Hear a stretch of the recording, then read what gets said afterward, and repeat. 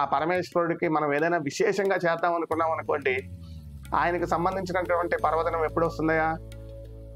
శుభకార్యాలన్నీ అష్టమి నుంచి అష్టమి వరకు ఉంటాయి, శుద్ధాష్టమి నుంచి బహుళాష్టమి వరకు. ఆ శుభకార్యాలన్నీ అయిపోయిన తర్వాత అమావాస్య ముందు, అంటే అప్పుడు ఎటువంటి శుభకార్యాలకి ముహూర్తాలు ఉండవు, ఆ రోజున ఎంచుకున్నాడు ఆయన.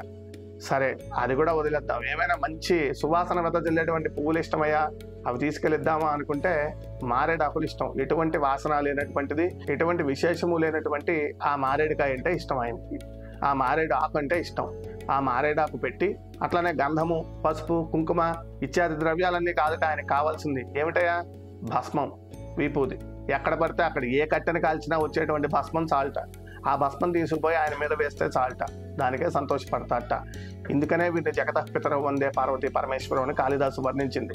కనుక ఇటువంటి మహిమాన్వితమైనటువంటి ఈ మహాశివరాత్రి రోజున, జన్మానికో శివరాత్రి అంటారు. జన్మానికో శివరాత్రి అంటే మన జన్మలో, మనం ఈ జన్మ ఎత్తిన తర్వాత ఒక్క శివరాత్రి అయినా మనం భక్తిగా ఉండగలుగుతామా? ఉంటే చాలుట, దానికే పరమేశ్వరుడు సంతోషపడతాడు.